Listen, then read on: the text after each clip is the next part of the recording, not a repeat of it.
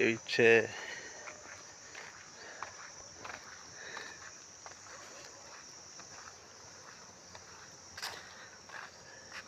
કેવો સીન જોરદાર છે.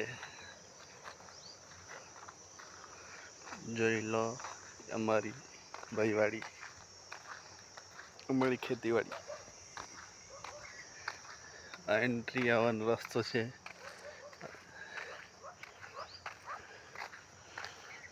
આ કેરી બધી, કેરી બગીચો હોય. કેવી લાગી? સરસ લાગી તમને? એકદમ